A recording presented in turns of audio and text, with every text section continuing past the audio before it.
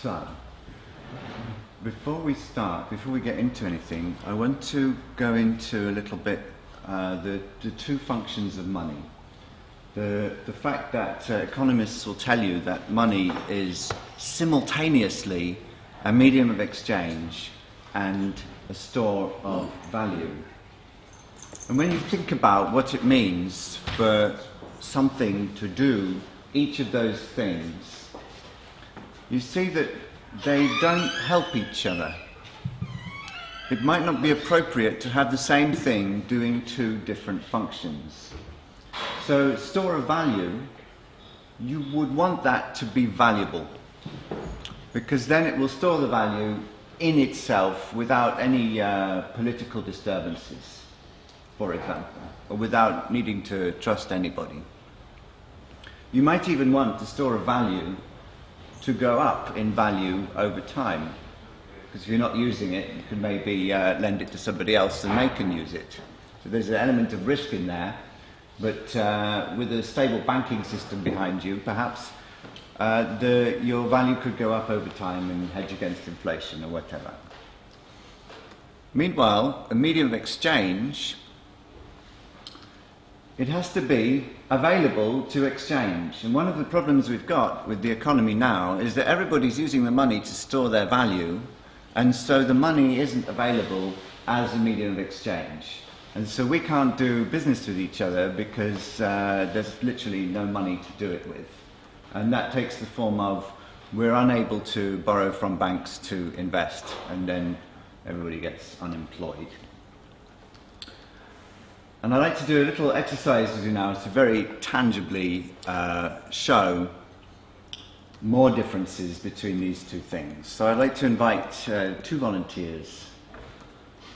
volunteers to come and stand at the front. Preferably volunteers with mobile phones.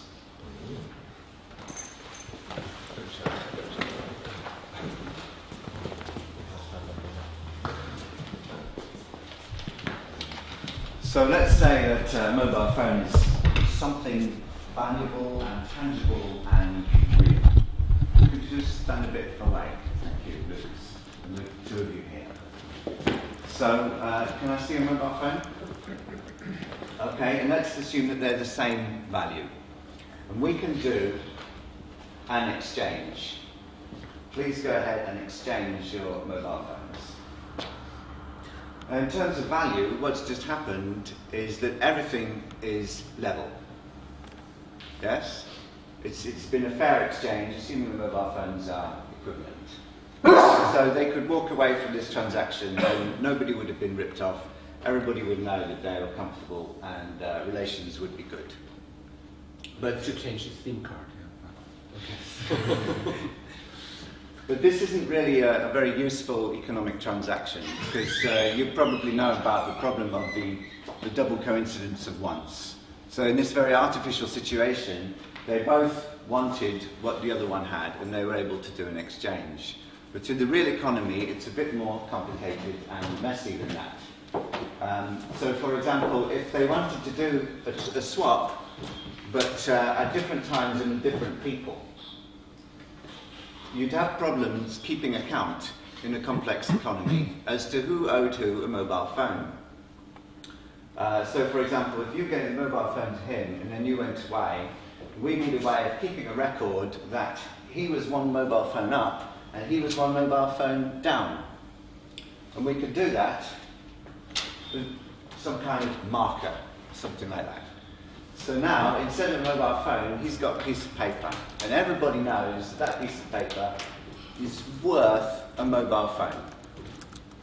So maybe you can go to Lucas there and exchange that piece of paper for a mobile phone. Okay? So we've done another exchange now. It's quite different to the first one, because instead of swapping mobile phones, we swapped a mobile phone for a piece of paper. A piece of paper which we all agree, because I said so, is worth one mobile phone. But the question is, was this a fair exchange? Any thoughts? It depends what's behind this note. Well, I told you it was worth the mobile phone. Yes, but how it come into the world, this note? You issued by yourself or Yes. whoever issued it? So the fairness of the exchange depends on what that is really worth, whether I'm going to make it worth something, and whether you believe me that it's worth something.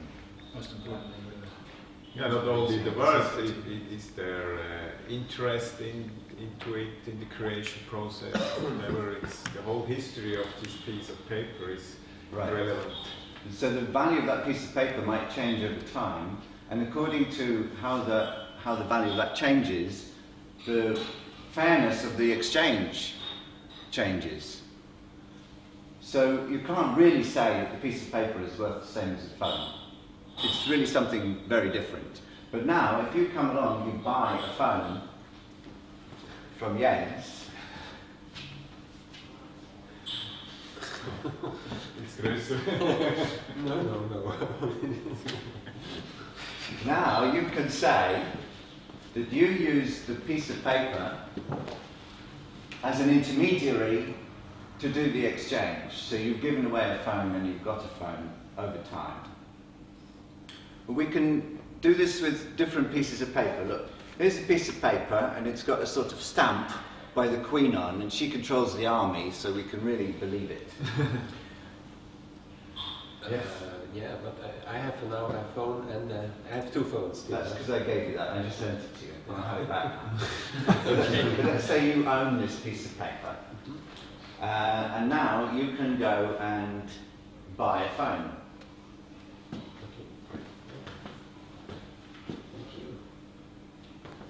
So this piece of paper is guaranteed by the state, and the state will say, well, that piece of paper is definitely worth a phone. So that was a fair exchange, was it not?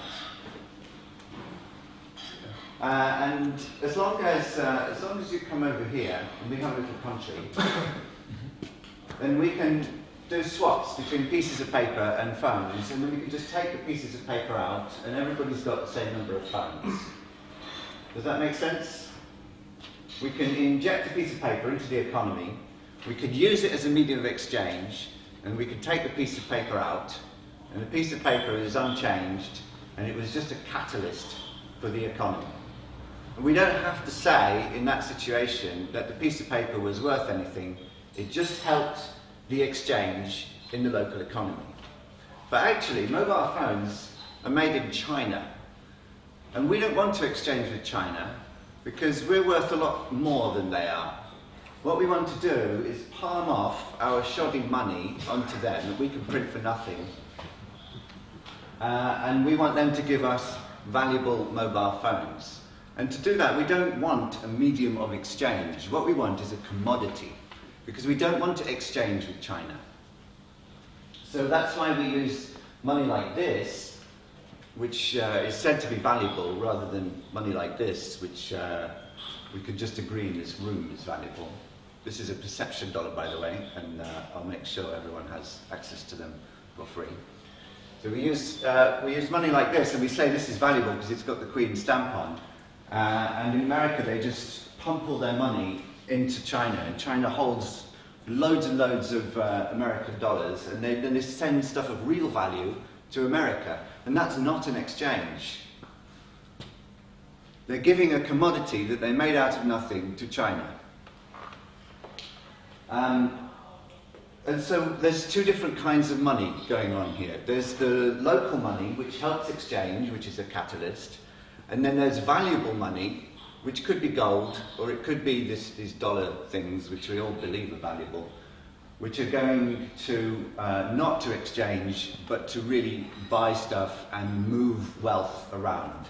So the wealth is going from China to America, and the dollars are going from America to China, and it's not an exchange, because those dollars will never ever be spent by China on anything valuable, I believe. So that's the end of the exercise. Can you get your phones back, and I'll have that. That's just a worthless token.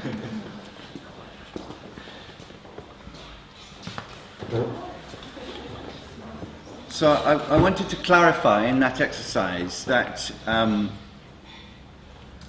money has two possible functions. as a store of value and as a medium of exchange, and it's different kinds of money. And the exchange isn't complete until you've got the goods in your hand, the valuable goods. And in order to do that, you don't need valuable money.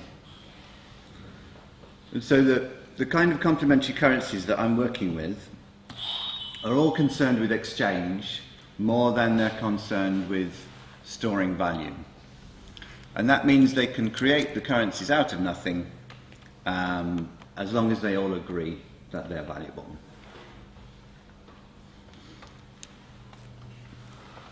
In the modern world, the money creation process is all about the store of value function. It's all about creating money for investment and for speculation. And though the economists will tell you that money has this other function as a medium of exchange, and although we all really need a medium of exchange, the economy is geared around creating money for investment and for profit and for things like that. So when that side of the economy stops functioning, what happens is we lose our medium of exchange. And the whole world is going into a deflationary crisis where there isn't going to be any money to trade. And so to me, the solution is very, very obvious. We need to be creating new exchange systems, large or small or joined together, I don't yet know. But we can do it simply by getting enough agreement between ourselves to create the tokens and value them in exchange. Is everybody with me?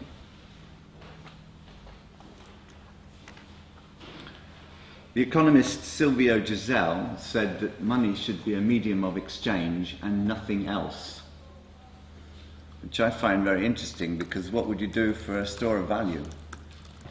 What does that say to the other economists who say that money has to have multiple functions?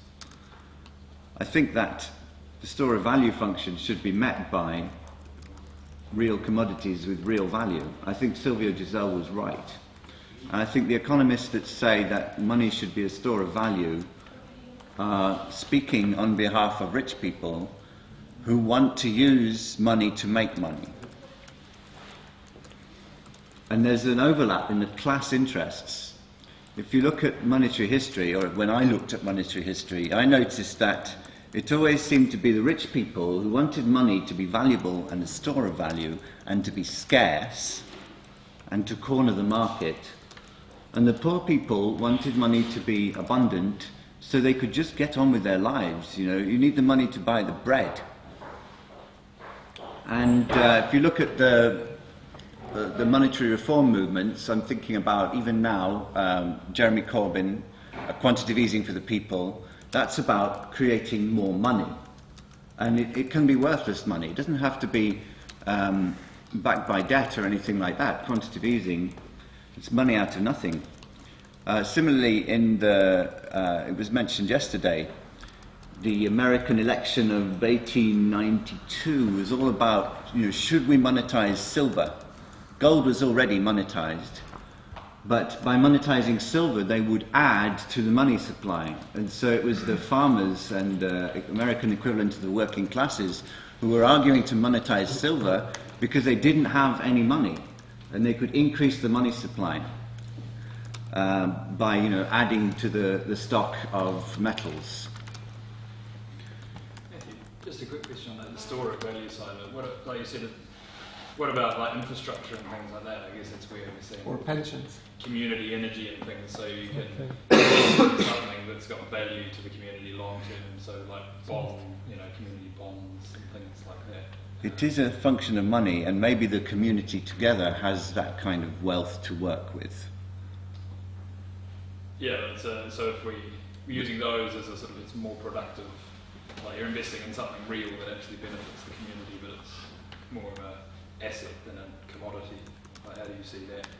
I don't understand the question. When you said the store of value should be linked to commodities, Yes. what about things like infrastructure? You could certainly say, we've built this bridge, here it is on our balance sheet. Does that help? I just, in terms of like that, if more people were storing their value, what money they got, they were then storing it in, assets that made a positive contribution to the community rather than just as money sitting in the bank account or being linked to commodities. Isn't that a positive thing as well? Or It's about storing value in money. Yes, value should be stored in assets and in real things. But money is only supposed to store it for a short period of time. That is to say, the time between the time you buy, or between the time you sell and the time you buy. so when you say store it in commodities, you mean broadly that's real things. Well, if you don't have any intention to buy or sell in the short term, then you would want to keep your value in a commodity. Which is often at the moment, really hard for normal people. It's true. In the current world, people with money find it very hard to put it anywhere that actually keeps its value because everything's going down because of deflation. And that's a serious problem, and I believe it's been engineered that way. I think that's an interesting opportunity, is that for people that just have a little bit of money and want to store it somewhere where it's actually connected to something productive, is actually a lot easier said than done, because that whole system is designed for people to have heaps of money, actually. Yeah. So that's where I think the community energy investments and things like that are actually really positive. If you want to invest in your local bakery, it's really hard because the mechanisms don't exist. But I'd like to see a lot more of that. Storing your value in a productive enterprise where you're the actual customer. So you can draw the dividends in bread. So you're essentially saying, as well as creating local means of exchange, which should be really quick, we actually need to also be creating opportunities to store value. I absolutely am saying that, but it's not the emphasis today. Okay, cool, thank you. Sorry, that's a bombshell statement engineered that way, though, isn't it? What you just... Yes, I'm not talking about that today either. But you couldn't store value in a bakery. Yes, you could. It's a productive enterprise. It has a value on a balance sheet and it can be owned by people. It does, but it's sort of very difficult to then realise that asset back into the community, isn't it? If you wanted to then exchange with another community, how would you then begin to exchange with a community, say 100 miles down the road? It's not a very liquid asset, a bakery, but you could have shares in the bakery and they would be much more liquid. Yeah. To help. Which then you could trade, presumably. Yeah. Against someone else's shares in another business. But you'd still want to be clear that what you were trading was a valuable currency rather than a worthless currency. It's got to be attached to something for it to be valued in some way, isn't it? No, it can be agreed. Yeah. As a community, we can take a perception dollar over there and all agree that it's worth something, and then we can use it to mediate between the exchanges. And then the perception dollar can just come out of the system, the same way it went in. And we've all exchanged. The money didn't have to be worth anything as long as we agreed. That's how fiat money works. Just the trust, Yeah. You can also force it. You don't have to trust each other. If the government says use this or your debts are invalid. I agree with everything you're saying, but I'm wondering about pensions. I've wondered about that before. I would like to get rid of money as a store of value, but then how do we handle pensions? Using commodities. Oh. It could be, if you believe that it's up to you to look after yourself in your old age and it's not a community function, then as you earn throughout your career, you could buy gold or buy shares or anything else and then live off the dividend or sell it as you get into your old age. It's just that if you did that with a medium of exchange, you'd be taking the medium of exchange out of circulation.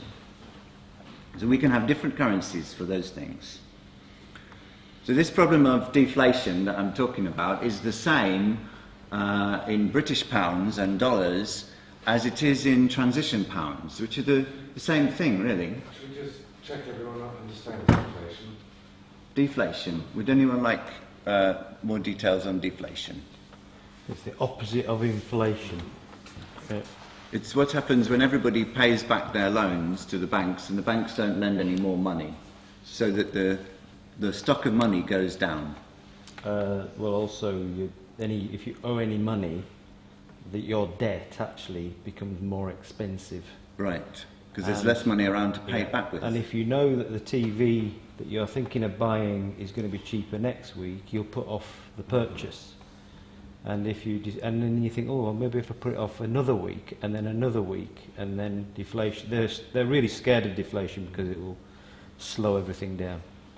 And although we're not discussing it in this session, Yeah. it's fascinating to see that when we were in the Bank of England last week, they're still very focused on keeping inflation below 2%, and all their tools are related to that. And once, I mean, where do they go? Negative interest rates, but Well, that's happening, really isn't it? problematic. That's happening. So there doesn't seem to be any tool in the toolkit for the Bank of England to cope with deflation unless they start to be more imaginative, embrace heterodox ideas and look at helicopter money or supporting what Matthew's doing and scaling it massively. So I'd like to jump ahead a bit now because we've got only 20 minutes left. We need to be thinking about, in a deflationary environment, ways of creating new credits, new media of exchange. We know how to do this by creating circles, credit clearing circles. Some of the things that were discussed yesterday and the mechanisms I'm really, really in favour of. But experience shows that these exchanges are very difficult to scale. Maybe people here have some experience of trying to grow an exchange circle like a Let's or a Time Bank or a business barter system. What obstacles did you find when you tried to scale those systems above more than 100 people? Well, I know experiences in Manchester is that the kind of main body that was accepted and got left with all of the credits, and then it stopped because they didn't have anywhere to take. So this is a problem of governance and probably understanding. Normally in a mutual credit you'd have upper and lower limits, so they wouldn't be able to accumulate a lot. And so when the system froze up, yes, they had more credit than they should ever have been holding. Any more? Well, mine was psychological. People just weren't so conditioned by money that they weren't able to make the psychological leap to trusting an alternative currency. And it was always a peripheral activity for them. And this was true of 100 nameless non-profit organisations in this country that we signed up, all of whom supported community currencies. When it came to using them, didn't want to use them. So Yes. the depth of disbelief in the system is profound. I don't know how to get over that. It's trust. Yeah. When you've got a small group, you've got more chance to trust each other. Right. When you scale it up, Yeah. you know, the guy over there, I don't know him, so Yes. you don't trust, and it's that. So the trouble is, the smaller these circles, the less opportunities you have for exchange. So Yeah. we need to be growing these circles. But the more they grow, the less trust there is between all the members. Sorry, Gemma.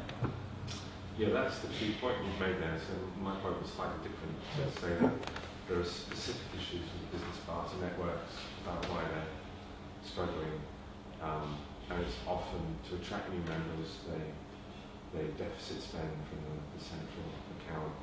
And then if those early adopters who are very enthusiastic and have a service that all the business network wants end up with massive positive balances that they can't spend, get very pissed off. So there's a particular issue for commercial barter networks. It's separate from the others. But it's yet another example of how all these things can be very dysfunctional. And that's why what you're doing is suggesting an answer. Thank you. One of the ways that we can come up with to solve this problem of scaling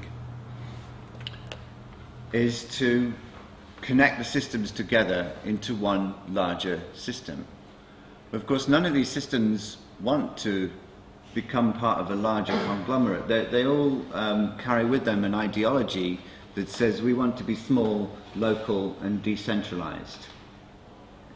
So how do we get different actors and groups together so that they can mutually agree to trust each other using their own currencies that they're already issuing? there are groups already doing this. So in South Africa and indeed globally, CES, Community Exchange Systems, has hundreds of local let systems, and they're all connected together using a mechanism called Clearing Central. And that means that in each exchange they have one import-export account. And using that account, they can pay into that account, still within their circle, and then at the same time, the exchange they want to pay will pay out of their import-export account. And so those two simultaneous payments is like one payment from one exchange to another.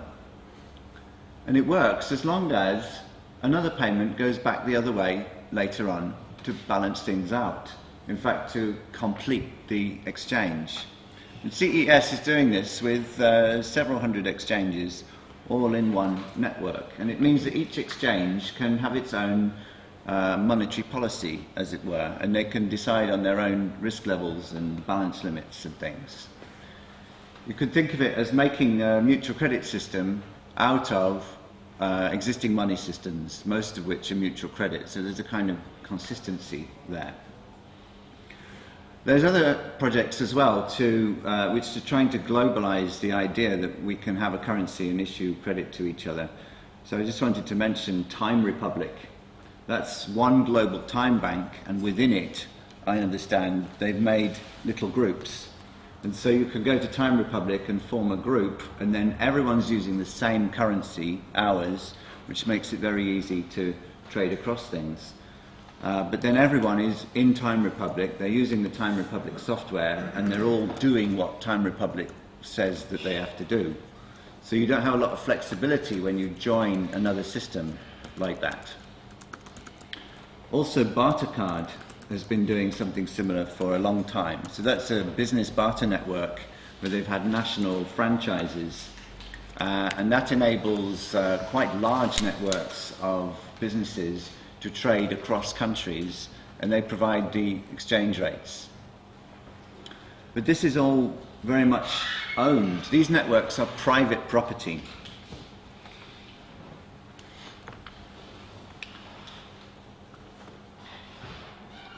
What happens when you want to join the exchanges together, usually, is you create a platform and you bring everybody onto it.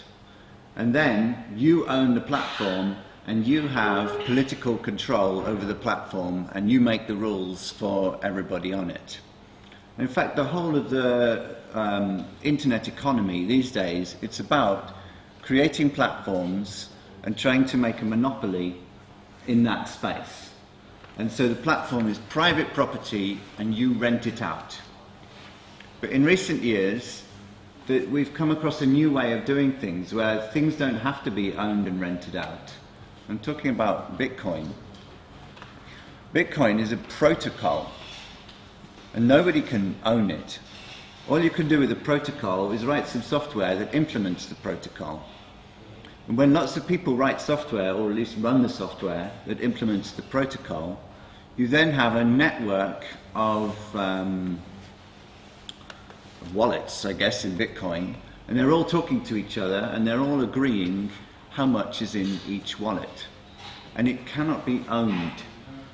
There are some governance issues, and Bitcoin has run into some very difficult problems in the last year or two because there's so much interest in it, and so many different factions, and the questions have arisen as to which way they should develop the software.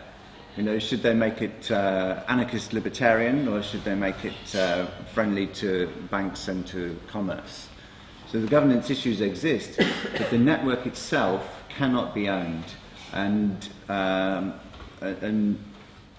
anyone can do a transaction on that network, and they can even try to be anonymous on it. And that's because it's not owned, it's just a protocol. So I would like to see a way for exchanges to be able to trade with each other and agree the things like the unit of account and the balance limits, but to do it in a Bitcoin-like way, which is just a protocol that cannot be owned and cannot be controlled. And I'm calling this the Credit Commons. this is with respect to Thomas Greco, who's mentioned that phrase for several years, and he's been calling for the business barter systems to come together and to make something like that.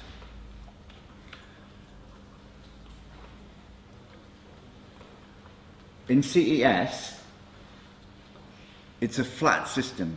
You've got several hundred exchanges, and they all work under one system of governance, which is decided in South Africa by Tim Jenkin and the board of CES.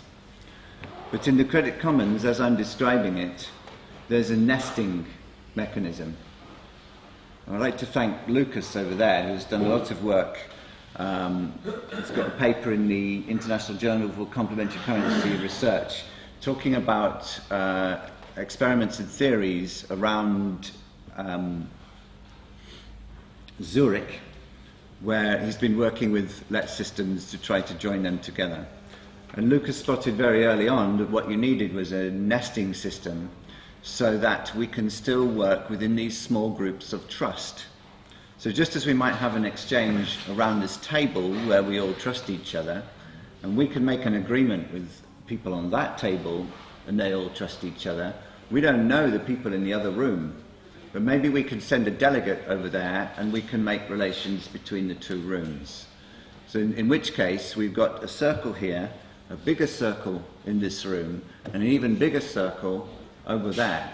And if I want to pay somebody in the other room, I can do it guaranteed by the people in my circle, and then my circle can be guaranteed by the other circles in this room, and the payment can go up 2 levels and down 2 levels into the other room.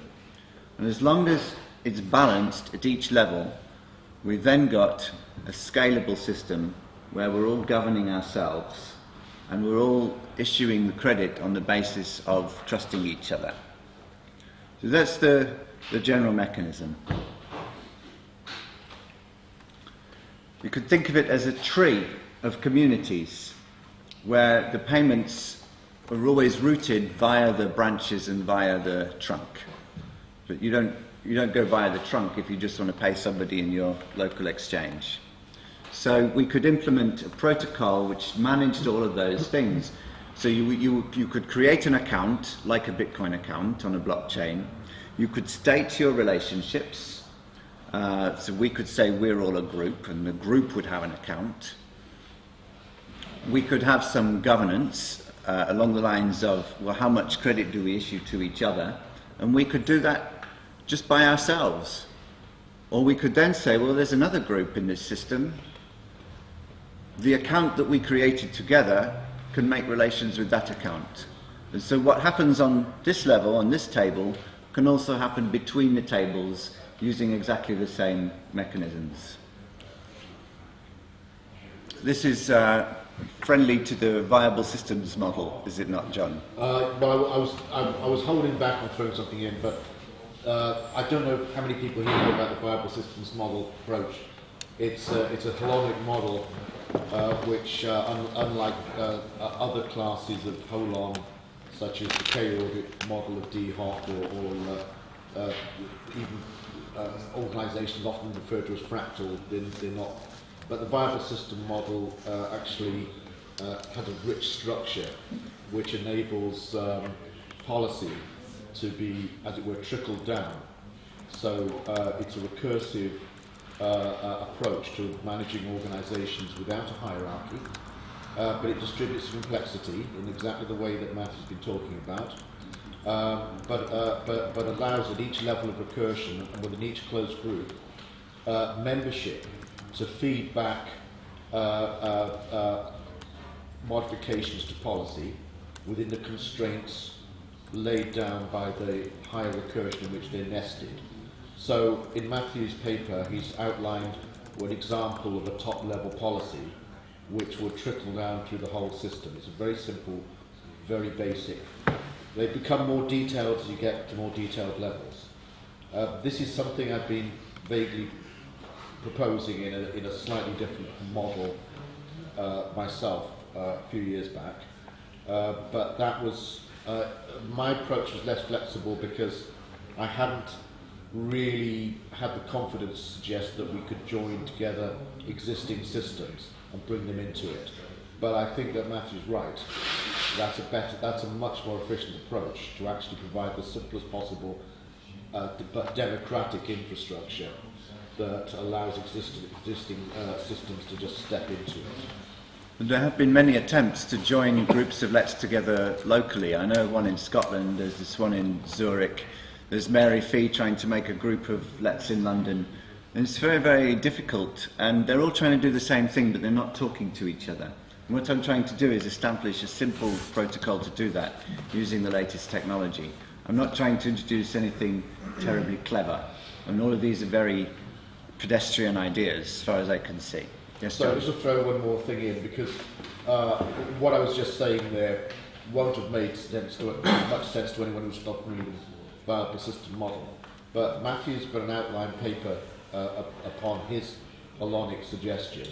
What I could do is write up 3 or 4 page description of what I'm talking about as a sort of appendix, if that would help to distribute.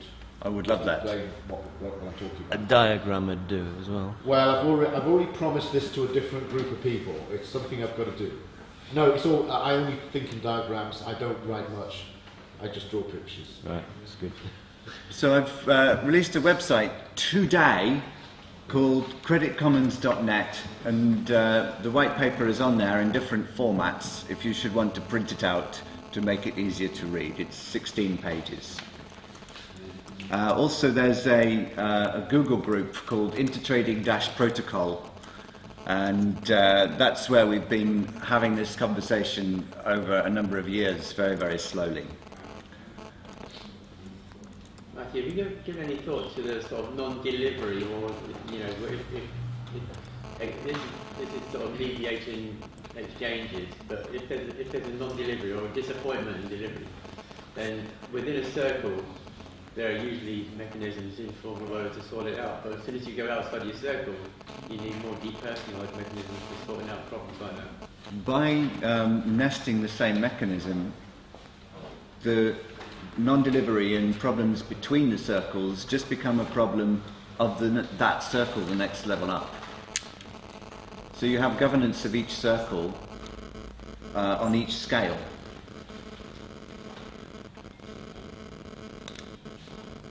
I don't understand. I mean, if your carrots aren't up to scratch and I want to send them back, Mm-hmm. how do I govern? Well, because you're on a different table to us over here, we all have an agreement. There's an agreement between the tables about what happens if a transaction goes wrong. If it's in a community way you're doing things, it's okay, but if you're doing in a barter network, you need a notary instance in the system. Yes. It's at a certain point in this transaction line that you put a notary who guarantees that everything is okay, and if it does not turn out okay, then the notary is in charge to fix it or to compensate it. So I'm focusing here on the accounting, but making provision for governance in the accounting. And I'm not an expert on that, so I welcome input. It just seems to me if you've got different standards for that sort of remediation process across, then you would have a clash of values between the networks. Each group has to manage its own governance in order to be able to issue the credit amongst themselves. What I'm saying is, if you say my carrots aren't what I expected, I give you money back. But our group says we're more like Bitcoin, you never get your money back. And then you've got a clash of values. Yeah. And you've got consequently an inter-exchange issue. This happens all the time. And there are processes for it. Just as you have disputes within a circle, you can have disputes between circles. But you don't have a circle unless you have a dispute resolution mechanism. I suppose I was hoping for a little clue as to what that might look like. I'm not an expert in governance. It's not easy anyway. Well, in general, there's either you can punish the other circle and then you have to see about that, or you can compensate by the whole network, for example. or you can devalue this other circle who is failing, then their currency goes down, or other mechanisms are possible. Yeah, what I'm saying is these are technical mechanisms which are very interesting to imagine, but the practical sort of realization of those mechanisms has sort of social consequences. I'd like to make a concluding note because it's now 11 o'clock. I've been developing this idea, which I don't consider to be especially clever, but I think it's necessary to show the way how we could build a scalable network of mutual credit systems, a global one. That's why I've written the white paper, but really I don't know what to do next. Is it different from what CES themselves have in mind? It's more detailed. It's very much the direction in which CES is going, and I'm a major part of the CES software redevelopment effort. So the authors of the white paper were myself and Tim Jenkin, and that's the way we want to go forward with our two organisations, CES and Community Forge. If it was me, if you've got time bank in a small village and you've got another time bank or a let system in another neighbouring village, you trial your system and you say, well, let's just see how this works, and then you might look at a neighbouring town, find a time bank there and say, look, do you want to play at this game, or just trial this and just build it? Well, as I say, there are many networks, but there isn't the technology to share the accounting or to join them together. And you said you've got the technology, is that right? No, we don't have the technology. All right, well, involve the university then. The university, there's a lot of fintech going on. They'll design something, because they're talking to us about it. That's the kind of ideas I'm looking for. Yeah, it's university, the guys that they're learning about stuff that'll be out of date in about a year's time, but they're right on the edge of technology. You want to speak to them? So can we talk after? Yeah. If you're looking for a guinea pig, I think look to implement this in a real world situation. Talk to you after. What's needed to actually build it? I'm estimating £1 million. So is that, I mean, that's, I don't know of any UK sources of funding that would fund a project like that, but I mean, I think you could look pretty hard at the European one and develop a project. It's got all the sort of international... We did it last year. There was a coalition of about 15 different partners, many of the major networks. They applied for a CAPS proposal, a collective awareness platforms for something, 1.2 million, but we didn't get it. But that's the sort of quantum you need. You need a weighty project to properly fund the project. I think so, in order to build the software properly and also to roll it out. Could you do like a crowd, because you usually need to match funding, so as well, you can crowd fund, a match pool, and then use that, leverage that. I mean, it's that kind of, it needs a kind of scale shift. I'm not an expert, I'm just a software engineer. So thank you for your time, everyone. Thank you very much.